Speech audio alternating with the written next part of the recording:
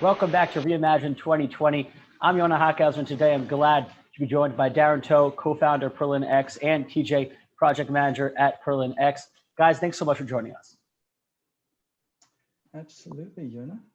Pleasure Right. to be here. Always happy to talk to you guys and the team. Let's have a free-flowing, exciting, educational conversation. Yeah, let's do it. All right. Well, Darren, you seem the most excited, the most high energy. So let's start with you. Tell our audience kind of who you are and how you got into blockchain. Who am I? Wow, that's a big question. Let's stick to the basics.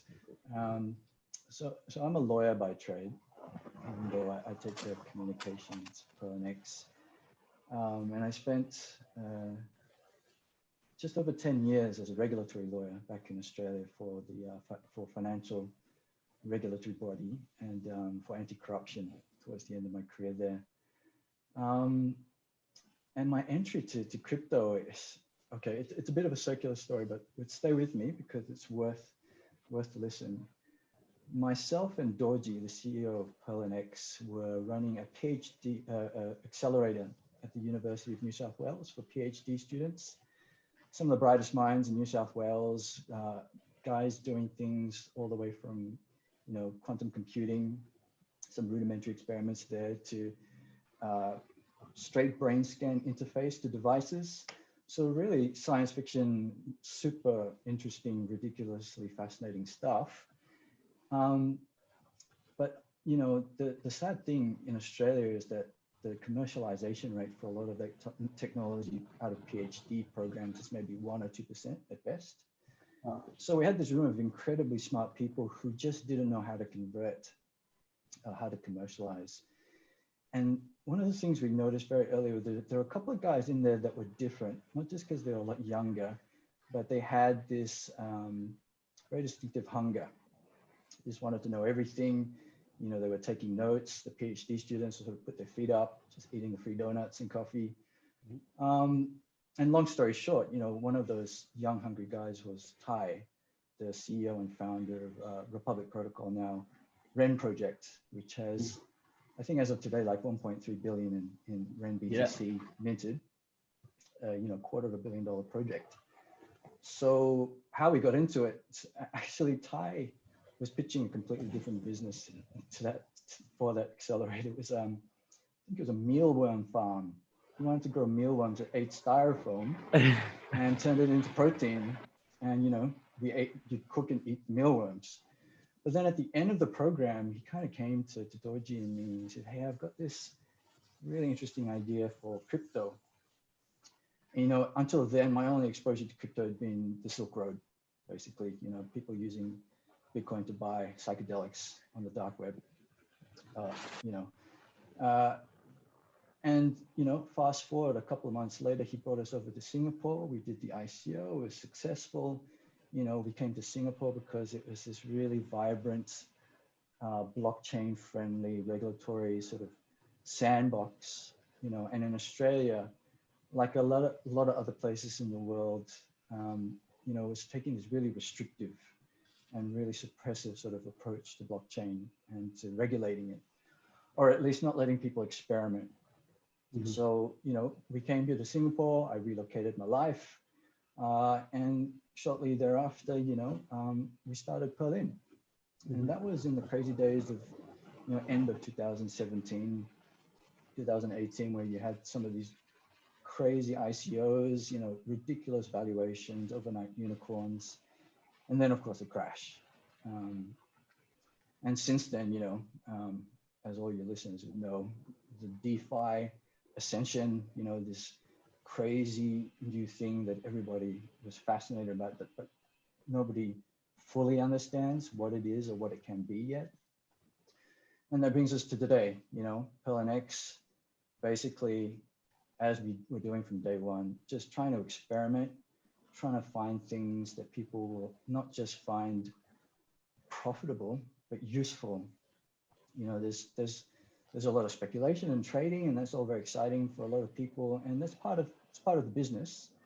But I think the great thing about crypto and blockchain really is that we are on this hopefully the cutting edge and not the bleeding edge of a technology that can be used to do all kinds of incredibly exciting things, you know. And we could talk for days about decentralization, what that means. And, you know, our mission has always been from day one to try and democratize access. So, you know, everything we did from day one in terms of, you know, trying to build something, a base layer, to then moving into DeFi and, you know, playing with liquidity pools, and now the integration with UMA to create synthetic assets. Really, all of it still has the same focus, which is we're trying to bring something useful and new to a new audience. You know, the capital and sort of the investment dollars and the people and the users who are hungry, you know, to do something which previously they just couldn't before because they didn't have access, or they didn't have a platform where they could interact with, you know, protocols that open up a whole new world of exciting stuff. Mm-hmm. So sorry, that was a long answer. No, that was a wonderful introduction, and I really want to pick your brain on a lot of those aspects. But I want to let TJ first introduce himself as well. Then we'll get back to you. So TJ, kind of give the audience an idea of who you are and how you got into blockchain. How I got into Perlin, or how I got into crypto? Crypto. Yeah, so I guess I first interacted with crypto back in 2017. So it's like the kind of like before the bull market started. And I would just say I probably came in for the speculation and stayed for the tech because, well, I mean, I didn't make any money off the bull run. So yeah. And so I first joined Perlin, I think it was last year, like just before the Binance IEO. So I was first started as a community and marketing, and then as time goes on, I got sort of like transition into a product manager. Yeah, so that's all. Very cool, and I love very modest. Go ahead. He's, you know, his first day was the first day of the Binance IEO, and we just said, "Go, dude." You've got to run with this. You know, we're going to throw you in the deep end. And to his credit, you know, he went from quite a junior, inexperienced new guy to one of the core people in the project now, and a very, very competent project manager, I have to say. I love how you got in for the speculation, you stayed for the technology. I think that's a really wonderful way of putting it. And it's kind of, those are the two ways people get in. They either came for the tech or they came for the speculation. And I love how you fell in love with the tech. I mean, that's kind of how I got into the space as well. Now, Darren, back to you, because there were a couple of things I wanted to pick your brain on in your introduction. You said you come from you're a lawyer originally by trade and dealt with regulation, financial regulation. And I wanted to kind of pick your brain on this idea because, you know, so much of this technology is so brand new. And so there really isn't regulation yet in place, or at least in many places there wasn't regulation in place before the technology was there. And so much of the regulation that kind of is being tried to be applied to this space is regulation that was in place for the old financial system. And so my question to you is, one, how applicable is how fitting is the old financial regulations to the current reality of the cryptosphere? And two, do regulators understand? And if no to the first answer, do regulators understand that we need different regulations? This isn't just a new financial tool, but this should be an entirely different entity and a different sphere that needs to be regulated? No. Good question. So, I mean, you're talking to the right guy. I was part of a government bureaucracy regulator that, you know, by definition doesn't like innovation because that means we have to do something different. And, you know, particularly in financial services or consumer protection or any kind of regulation around finance, people want certainty. And it's not really like squashing a square into a round hole, because crypto is more like this amoeba type shaped thing. And the existing regulations there just are too rigid to be able to, you know, to really, well, you're seeing it play out in different ways around the world, right? So in Australia, the regulations they put in are quite rigid. they're not really fit for purpose. So it's stifled innovation. You have a lot of Australian projects. Synthetics is another good example that, the Haven guys out of Australia, that moved to jurisdictions like Singapore, which are more progressive and with regulators who are willing to experiment with you within, a safe kind of sandbox framework. So it's going to happen in two different ways. As always, you're going to have jurisdictions which clamp down, which take sort of draconian or very strict view of what a security is, for example, and others that sort of recognize that this is something completely new. We can't apply old rules and old sort of old ways of thinking to help to regulate it, because if you regulate it to the point of just stifling it, it's just going to move somewhere else where it has the freedom to develop, the way it needs to. So the first answer to your question, no, I don't think the regulators are prepared today. Like, it's been a couple of years. They've had a lot of time to get up to speed, and still around the world, I think they're struggling. And it's a function of the speed at which things are changing in crypto. So as soon as a regulation sort of comes into place to try and constrain it, it moves to a different place, or it moves to a different form which escapes that. And you're seeing it now in DeFi projects that are moving towards full decentralization. How do you regulate that? It's an unstoppable machine. No one controls it. Who do you go after? And they're all open questions. So the way regulators sort of think around that is probably going to be artificial, in my view. If you have a fully decentralized project, they might choose just to go after the people that sort of open Pandora's box, as opposed to people that control the box. So yeah, it's moving every day. Regulatory risk is something that all projects sort of have first and foremost in their minds. There are anonymous teams out there that think they're protected because they're not identified, and the teams like ours and like REN's, who exactly who's in the project and where they are and where they've come from, who are sort of committed to working with regulators to do something interesting and something innovative, something that's going to be more than just another way for people to make fast cash, And I think regulators do recognize that there's the huge potential for innovation. And in a place like Singapore, which is a great case study because it has literally no resources of its own, it's got no water, energy, or food, in a lot of ways, a lot like Israel in early days, it just, it survived on pure innovation and entrepreneurialism and sort of creating value from nothing. And I think that's where you're going to see the most exciting regulation sort of take form. In other places, I think you're just going to see the same restrictive measures because they just don't know how to deal with it and don't have the resources to do that. Mm-hmm. I mean, especially, I think an easy case to look at is the UK, where they announced the banning of crypto derivatives. And some of the reasons they gave were that just retail investors aren't smart enough to properly understand these financial products and properly use them, and that people were losing money. And then afterwards, it came to the surface that a survey that the UK regulators conducted with the community, with users, with the projects, found that 98% of the respondents said, no, we don't agree with the ban. We do not think this is the way to go about it. We do understand these products. We have been making money. And so I think you touched on a really important point, that it's a nature of this industry that it's so new, it's innovating so quickly that regulators can't possibly keep up.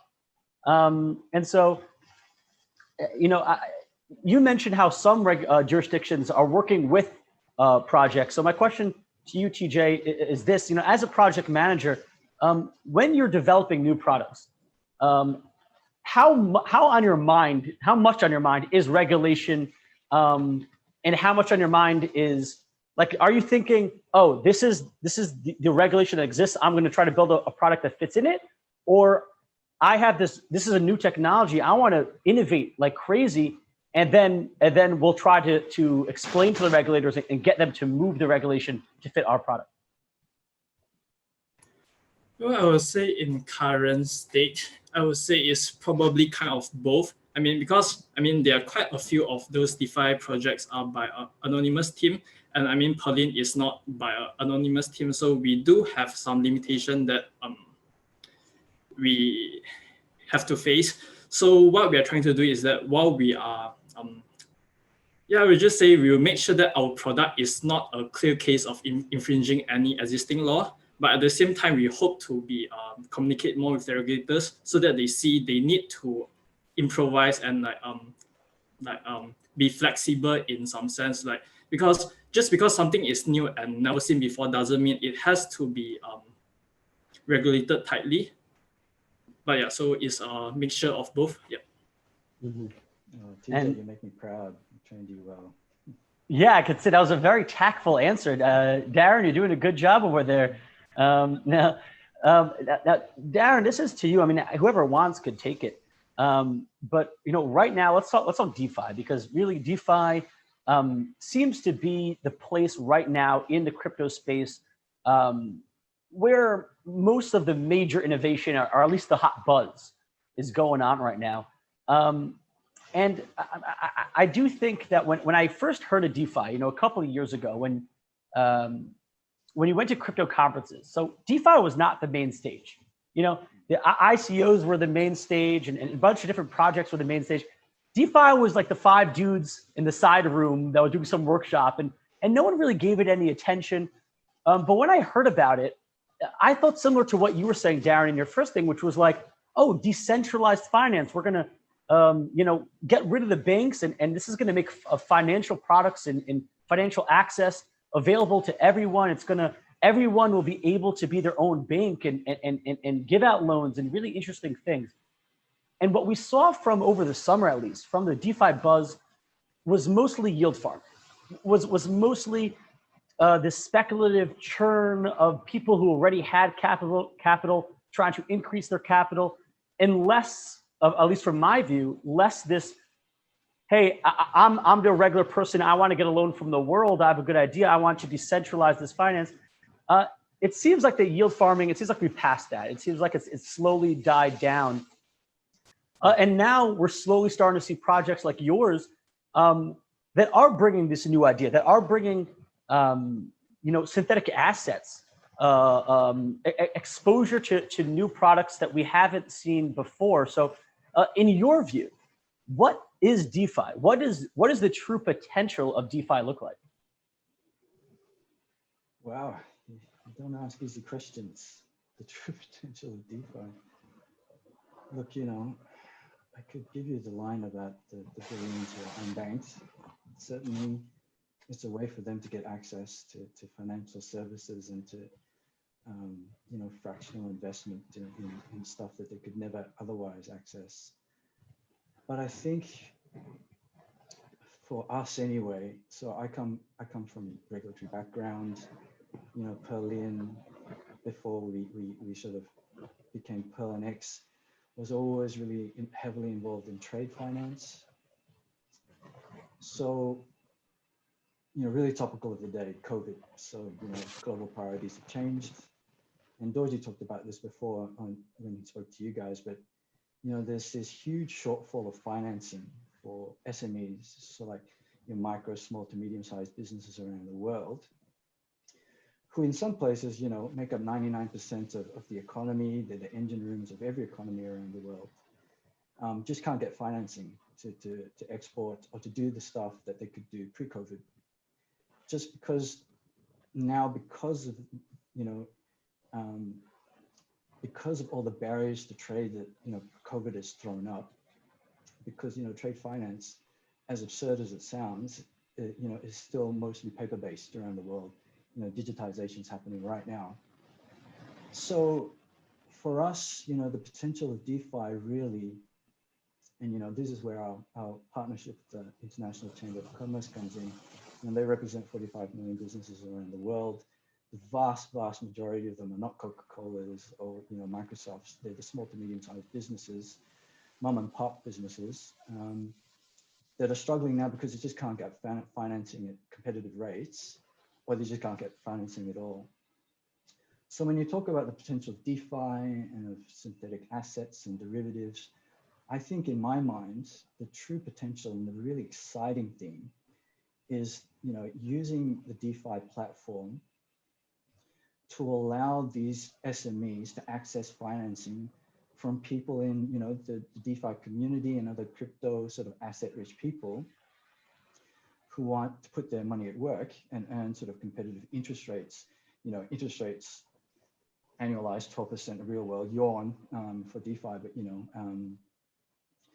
reasonable and sort of sustainable returns on their capital, then that opens up a whole new world. You stop talking about the monopolies that banks have on financing, and you talk about opening it up to whole ecosystems and economies of people who collectively can provide finance for businesses that are more than happy to pay a very competitive interest rate just for the security of getting that finance and doing business in a world where COVID is really preventing that. So hopefully once all the sort of craziness around yield farming and 1000x returns in days or hours sort of shifts away, you start having sustainable projects that are just plugging away and making that a reality, beyond just experimenting and piloting, but establishing platforms where this stuff can happen.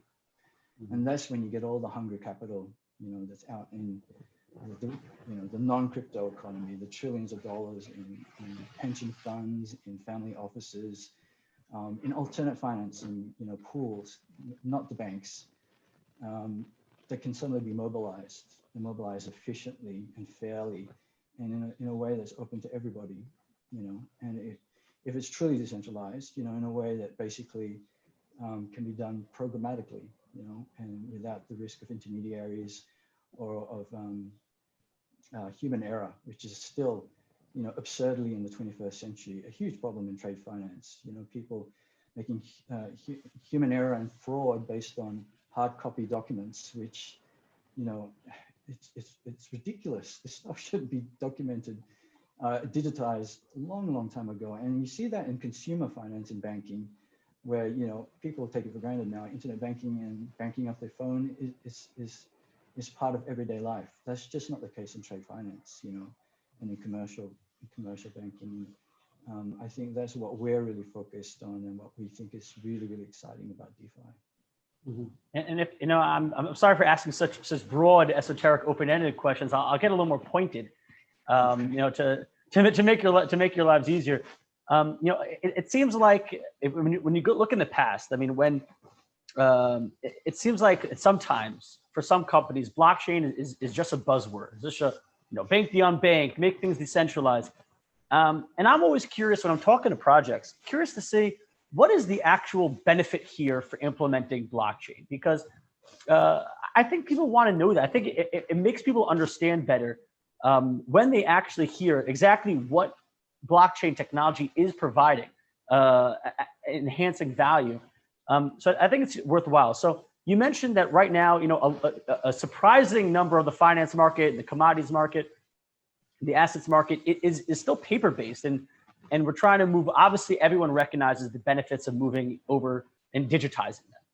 But my question is this: if you want to digitize the asset market, the commodities market, why is it beneficial to make a blockchain-based synthetic gold versus just buying gold on the regular derivatives market if it's digitized? Because right now, if you buy gold, no one's buying a bar of gold. They're buying a exposure to gold. So why is blockchain here beneficial? Why should someone buy a synthetic asset on the blockchain versus just buying exposure to those assets on a regular digital database or platform? Sure. So for a lot of people, that's an easy reality. They can do that. For a lot of others, they simply don't have access, or the barriers are too great. The costs too high for them to be able to do that in a way that they can afford. I'll let TJ go into more detail on this, but for me, really, the transparency and immutability that blockchain provides that's the backbone of why this is useful. Everybody can see with clear transparency, so there's accountability, and immutability. That's where you have the certainty that you don't have to trust the intermediary, a potentially fraudulent, corrupt, incompetent intermediary, to do what you want to do in a market. And I just add to that, I mean, gold is a good example of a commodity you can quite easily access if you're in the developed world. But when you start talking about other more exotic assets that are important, but still quite difficult to access, one that's a really good example is carbon. So you don't have currently carbon markets, offset markets around the world, opaque. There's a lot of problems around, finding deep liquidity. Fungibility is a real, issue, because between different carbon emissions, savings projects, whether it's to avoid deforestation or it's from, a peat project in Indonesia, it's difficult to find like for like. So when you create a blockchain framework to actively trade and trace and create, deep liquidity and fungibility for those assets, that's a whole new world, because it's not something that you can do currently on existing mainstream markets. I don't know if TJ, you've got anything interesting to add to that as well. And yeah, so I think in my view is that, this should be like, I think the purpose of synthetic asset on blockchain would be kind of different as blockchain get into different stage of adoption. So as of now, it's probably more useful for people that, let's say, if they already have capital on blockchain or like on crypto exchanges, and if they want to get back exposure to traditional asset, they don't have to cash out and then to buy it through the typical brokers. So that is one value that I see. But of course, I think in the long run, the longer value would be that it's like, let's say, I mean, you have some exchanges looking to offer a security token, and they're comparing that to like IPO. So one key process is that, I mean, because everything is digital, so the whole process would just be more efficient, and like it would be done at a lower cost as well. Yeah. So, but back to synthetic. Yeah. So at current stage, is for people not having to cash out their crypto, and in the longer stage, it's more of like, if you believe that the DeFi would eventually like gain in market size, like they would just be another platform that can be treated like the so-called typical exchange. Like, I mean, in an ideal world, application on blockchain should have the similar experience as current application. So like in an ideal world, and hopefully in the near future, we would have the benefit of blockchain without all the downsides. All right. Well, I mean, so I combining both your answers there, I mean, you guys both touched on positives. Both the efficiency gains of the markets if they are on the blockchain, and Darren, you're talking about the trustworthiness and the access that some people don't have, and that's going to become a bigger and bigger problem as time goes on. Like you mentioned, carbon, which is not so common an element in the earth, and it's more and more needed as battery technology develops and becomes more popular and more needed as electric cars. So I do think the precious metals aspect is a very emerging market and going to be very vital in the future. So thank you for that wonderful answer, both of you guys. I think now, you're thinking of lithium. Well, no. So lithium is one component, but also nickel, cobalt, carbon. Yep, I'm not a genius. I just happened to watch a YouTube video yesterday. No. These are great examples of what you call more exotic commodities that are going to be hugely important. As Tesla builds its world domination plans and builds mega factories pouring out pentawatts of energy. There's going to be a lot of demand for lithium and for nickel and for cobalt and all the vital ingredients that go into that stuff. And it's not currently very easy for you and I to just start trading on that stuff and to track the price of that stuff. So yeah, that's a really good example. Now, I want to get both your thoughts on a recent news story that was big in the cryptosphere, and definitely big in the Western markets. And I want to see how you guys felt out in Singapore, more the Asian markets reaction to the story where PayPal announced that they were going to be accepting or allowing the buying, selling, and trading of crypto on their platform. Now, big caveat: users will not be able to hold their private keys. They'll not be able to take it off the platform, bring it on the platform. It's basically just exposure to Bitcoin, but at least and it'll be available in the US. And I know that so far I've been asking almost every person I interviewed so far, and I've been getting a very Western reaction to it because, we have different markets, we have different platforms. So I want to know how you guys feel in Singapore to this news. Is this merely just a good PR for crypto in your guys' view? Does this affect your lives in any way? And how do you feel about it? Is this big news, or is this just, all right, it happened? The Asian perspective, okay.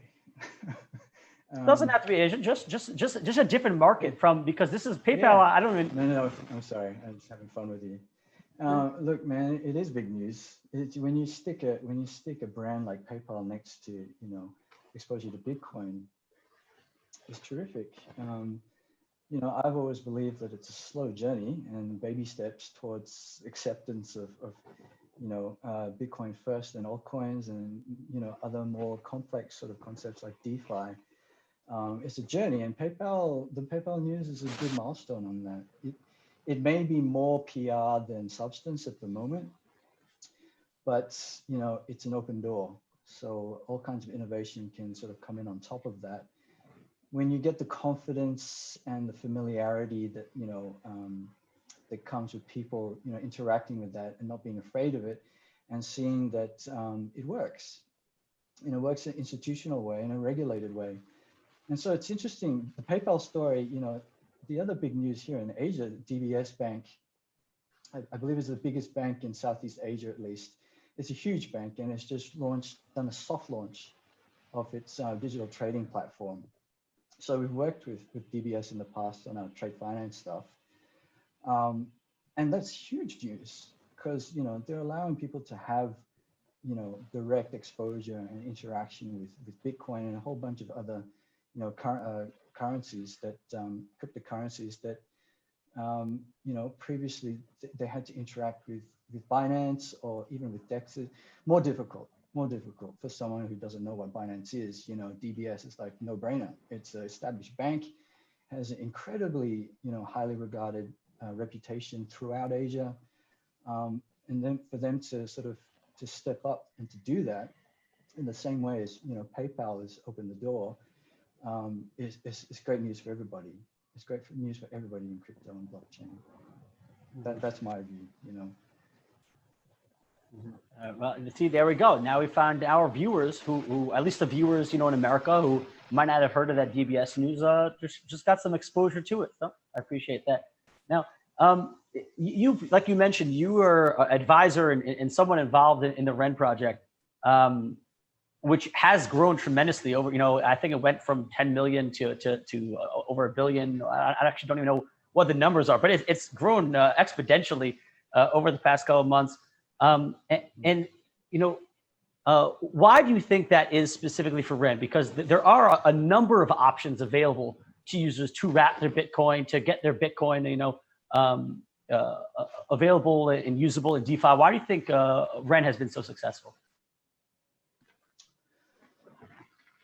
Look, in my view, REN is just one of those teams that has consistently delivered on the technical side. Tai and Lung, the CTO, are extraordinarily smart guys and really mature strategic thinkers. So behind the scenes of that success, there's thousands, countless of hours, spent building relationships with other outfits like Polychain and with the guys. the puppet masters who really sort of hold a lot of the power and a lot of the influence and a lot of the capital. So REN, it wasn't just finding the right products. They're just a consistently outstanding team. And I think they've really consolidated their reputation in the industry just by, constantly iterating. They do things in a responsible and mature sort of way. They know that the march to decentralization, you don't hurry that. You do it responsibly. And in the real world, where you have governance and where you have a corporate culture that sort of emphasizes on responsibility, you do that step by step, and you do it in an accountable way. And they've just built this extraordinarily loyal and really outspoken community. So I think that's one of their greatest strengths. Really, the community is always out there just talking about the great stuff that they're doing. So I think it's the combination of all those things, good leadership, excellent devs, really great relationships within the industry, and just consistent delivery on product. Mm-hmm. Now, TJ, this question is for you. You guys at Perlin, I know, are going to be launching synthetic assets. And when we talk about synthetic assets, something that's crucial is good oracles. You need to have the good data coming in to not only for synthetic assets, but for really any data that's coming off chain. You need to have good oracles. And in your view, right now blockchain has pretty much proven itself, as secure and as transparent and as immutable. Do you feel that the oracle technology, that the status or the progress of the oracle ecosystem is at the point where it's not holding the blockchain back, where it's not the weak point? Is oracles there where it needs to be to properly serve the blockchain? Yeah, this I think so for background or like context, we are currently using UMA protocol, and we do not need to use on-chain oracle. So like the oracle is only used at the time of settlement or when there are liquidations being called. So the process is that the UMA voters would be voting on a right price to decide whether the liquidation should happen or not. So that kind of like and with enough economic incentive, that kind of reduces the unnecessary oracle usage. Yeah. So in an ideal world, like everyone would just be incentivized to do the right thing, and we will not have to rely on oracle. So as for the current stage, so the biggest oracle in the market is Chainlink, and I would say there had been some what do you call it? Algorithm market makers exchanges like Uniswap or like I think it was Bancor. They were trying to use oracle to minimize the impermanent loss faced by the liquidity providers. But even though like they were probably updating the price like maybe 4 to 5 times every hours, that is not fast enough. But it is not the only limiting factor, as well as like maybe the bigger bottleneck would be the Ethereum platform, like because it is just slower. Whereas if you see on Polkadot, which has Chainlink integrated, they would be able to do what Bancor is trying to do at a faster rate, because Polkadot itself is just faster. So I would say, depending on the platform, the oracle can be good enough or not good enough. Yeah. Mm-hmm. Right, Israel. So you're saying that you guys don't even necessarily need the oracle until time of settlement. Just because the market is dictating the price of those assets? It's more of like everyone is incentivized. So like the synthetic minters, they would be incentivized not to let their position go under collateralized, and then so they would be another two rows, which is liquidators and disputers. So if the token minters falls below the collateral requirement, the liquidators would just come in and then trigger a liquidation. So there would be a process for disputers to come in if the liquidators are liquidating maliciously. So they kind of is a game theory trying to ensuring everyone in the ecosystem is behaving properly so that we can minimize the use of Oracle. Mm-hmm. Yeah, I mean that's kind of the beauty of the blockchain. That seems to be give people the right economic incentive. That's I think a rule of the world, to give people the right economic incentive, and you have to imagine that they'll follow that.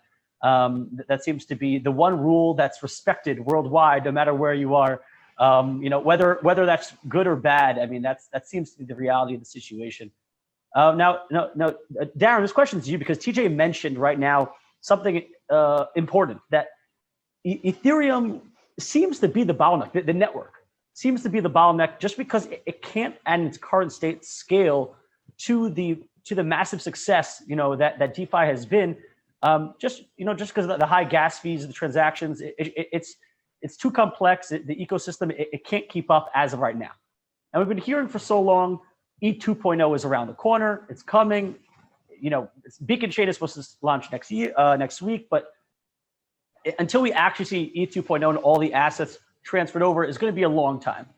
And the reason for that is because Ethereum has been so successful up until now that there's so many assets of value held on the blockchain that they don't want to mess anything up, understandably. And so their first mover advantage that got them all that money and it got them all the assets locked is actually slowing them down from innovating and transferring over to ETH 2.0. So in your view, has that first mover advantage been, in the long run, will that be the Achilles heel? Will that be the death of Ethereum, because new projects that don't have all those assets locked could already implement new technologies, could already implement sharding and proof of stake, and just surpass Ethereum, and Ethereum will never be able to recover? Or do you see that they have such a big advantage so far that however long it takes, when ETH 2.0 does launch, that will still be the market leader? Yeah, it's a great question. So my really short answer is I don't know. But how I think it will play out, we've always been hearing about Ethereum killers, faster, more efficient, more scalable blockchains, but Ethereum still dominates. The vast majority of projects still work on ERC20. Who knows if ETH 2.0 is ever going to happen, and if the layer 2 stuff is going to come off and really get adoption or even work. But it's Darwinian, man. I think at the moment, despite the ridiculous gas costs, people are still on Ethereum. People are still building on it. It has, there's no other blockchain, there's no other base layer out there that has the kind of rabidly loyal and voracious community that Ethereum does. Personally, I have confidence that they're going to do something, which will allow them to move to the next stage, solve the scalability issues. What form that takes, I'm not clear, but I just there's so many times I've heard the phrase Ethereum killer, and it just hasn't happened. But there are a lot of other chain, Binance Smart Chain, EOS, Tron. They're all trying to get a piece, and good luck to them all. We'll see which one wins, and maybe we're going to live in a world where there are many base layers that can sort of interoperate. That's the dream. The holy grail really is all those base layers working together.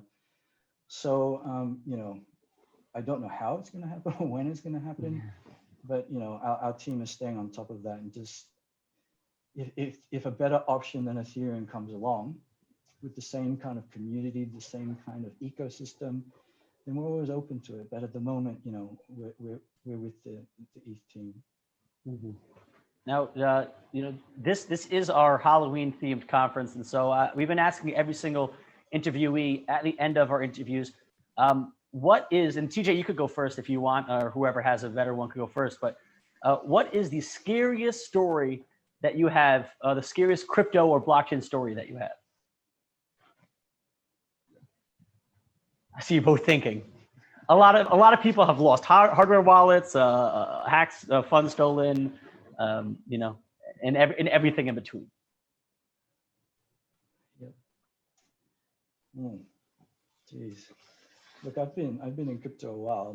My finger still trembles over the send button. Since every trade is still scary to me because I know there's stuff behind the veil that we don't really understand. But I hate to be boring. I don't really have any really scary stories. Everything's worked for me so far. TJ, you got anything? Yeah. Yeah, I mean, one of the scariest story is probably a story of my friend. So I think he was traveling overseas, and then he was just using the public Wi-Fi to broadcast a transaction, and that's how he lost all his fund. Oh, And wow. Yeah, it just goes to show you got to be careful. Listen, McDonald's when you're traveling is a great place for Wi-Fi. Maybe not the best place to do transactions. Yeah, definitely scary. And Darren, I agree with you. Every time I send a transaction, especially if it's on a blockchain that has a slightly longer finality times, it is scary just in that time from when you send until it gets finalized. I mean, then I put in the right private key, the right public key. That's a random string of numbers and letters. And yeah, every time, and just having having cold wallets with that much stuff on them, just it blows my mind. I need to get a better home security system or something. There's way too much value. Yeah, I mean, listen, the one good thing about me not owning so much crypto is that I don't think I'm that big of a target. So I don't have to move over to cold storage yet, which, listen, one day may have enough crypto to have to move over to cold storage wallet. But guys, both you, Darren and TJ, thank you so much for joining us and speaking to us and kind of filling us in, giving us your thoughts and your perspectives on what's happening in the blockchain and crypto sphere. So I thank you guys for taking the time very much. And for all of our viewers here at Reimagine 2020, I'm Yonah Hochhauser. Thanks for watching.